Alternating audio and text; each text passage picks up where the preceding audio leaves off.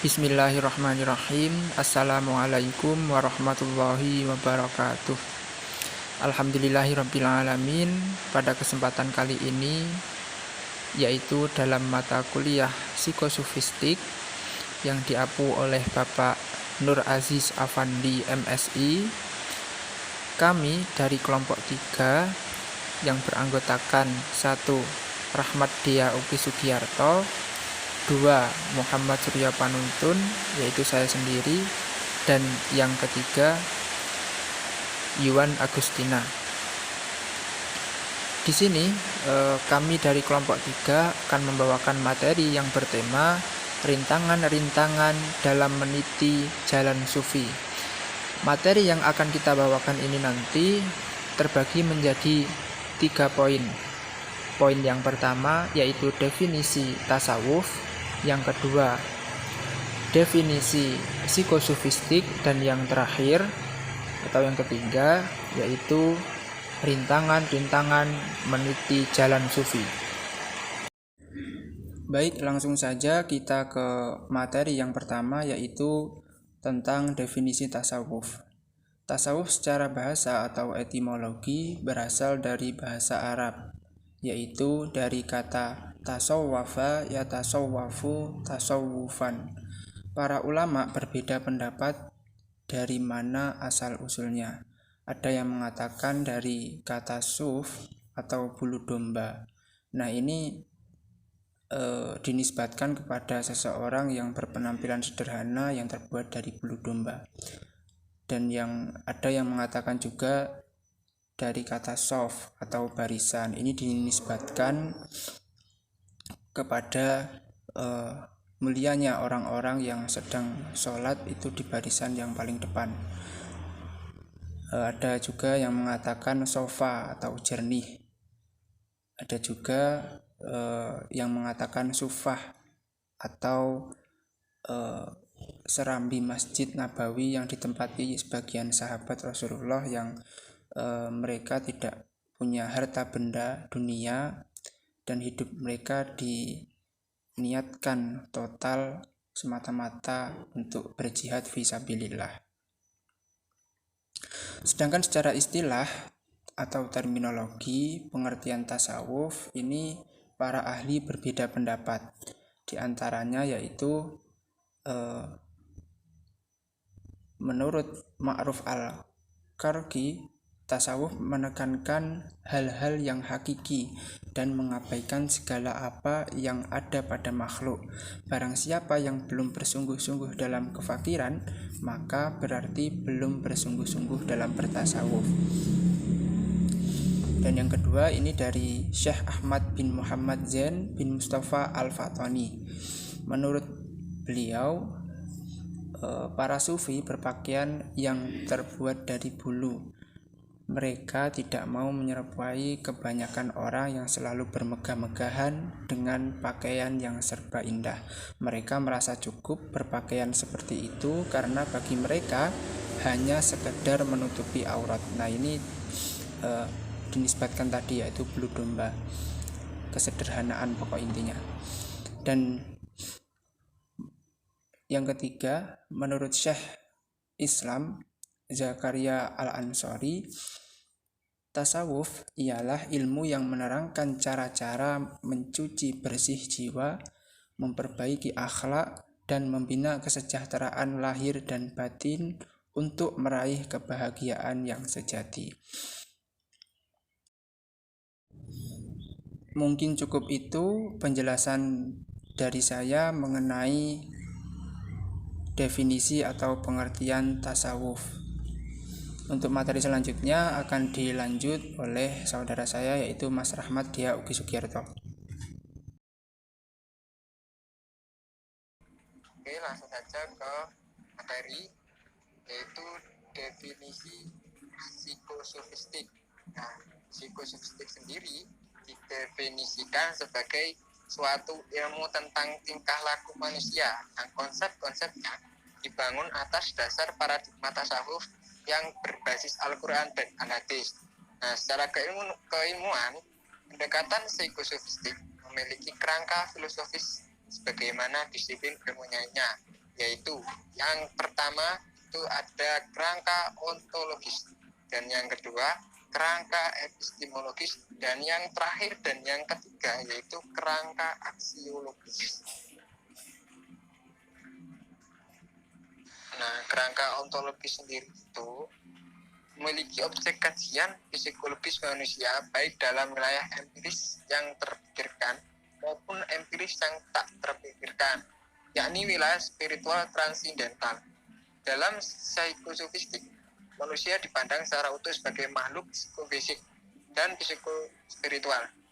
Maka hanya aspek perilaku yang teramati secara empiris saja yang dikaji, tapi juga pengalaman spiritual transindental yang tidak terpikirkan atau yang tidak bisa dirasionalkan manusia. Nah, itu adalah ontologis. Nah, yang kedua kerangka epistemologis. Epistemologis sendiri itu adalah proses penemuan berbagai teori dalam kajian psikologi sofistik. Psikologi sofistik mendasarkan teorinya pada kebenaran yang bersifat rasional dan transendental yang bersumber dari wahyu, Al-Quran, dan hadis. Untuk memahami manusia secara utuh, perlu berbagai pendekatan deduktif ya, yaitu menjelaskan teks suci Al-Quran, dan induktif sendiri itu mempelajari realitas psikologis manusia untuk mendapatkan sebuah kesimpulan empirik. Lalu kerangka aksiologis. Nah, kerangka aksiologis itu keilmuan menekankan adanya nilai yang akan diperoleh dari hasil produk kajian. Psikologi mendasarkan kajiannya pada Al-Quran sebagai kitab suci sekaligus pedoman hidup untuk umat Islam. Oleh karenanya, pengetahuan dan kebenaran yang diperoleh bersifat etis religius untuk kemaslahatan manusia. Tidak sekedar memperoleh ilmu pengetahuan sains atau rasional, atau sains itu pengetahuan, tetapi untuk menjadi dasar keilmuan dalam pengembangan kepribadian manusia yang senantiasa menuju pada pembentukan insan kamil atau kesempurnaan akhlak. Nah, itu tadi psikosofistik ya.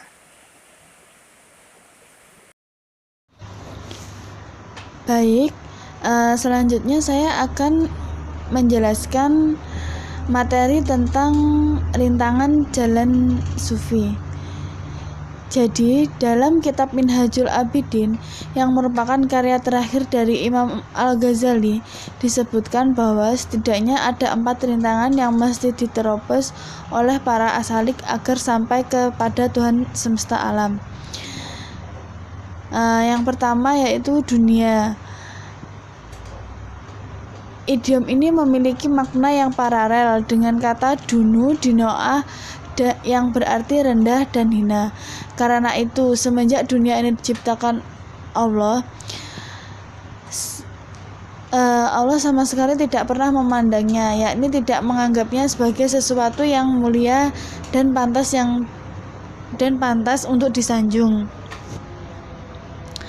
Menurut Nabi Muhammad, dunia adalah jebak raksasa yang langitnya terlihat seperti mangkok terbalik.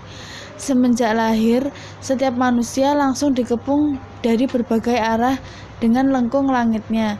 Siapapun aku, engkau, dia, dan mereka, jika hanya mengisi hidup dengan tertegun terhadap aneka panorama dan rayuan yang ditawarkannya, sungguh sama saja dengan jatuh hati kepada kedudukan paling rendah dan antologi kehinaan.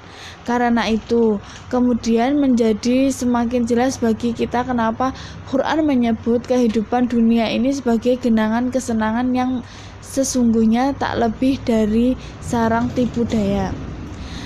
Yang kedua, yaitu makhluk. Yang dimaksud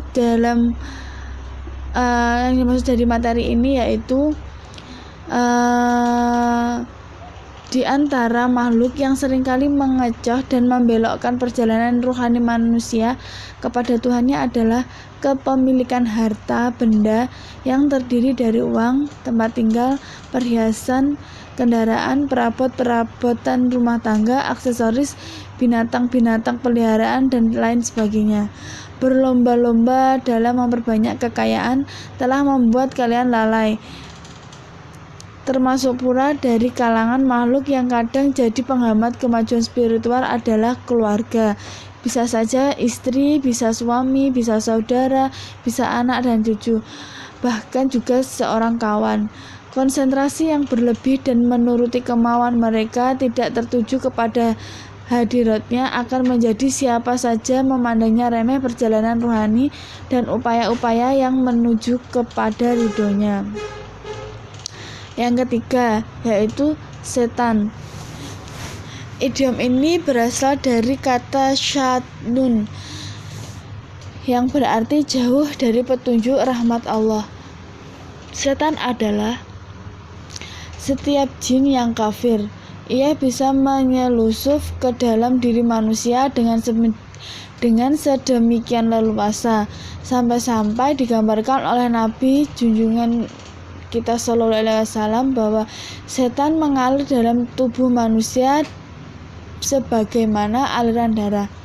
Setan juga bisa dipahami sebagai kekuatan negatif yang tidak pernah jenuh berusaha mengiring manusia kepada berbagai macam pengingkaran dan perbuatan terlarang.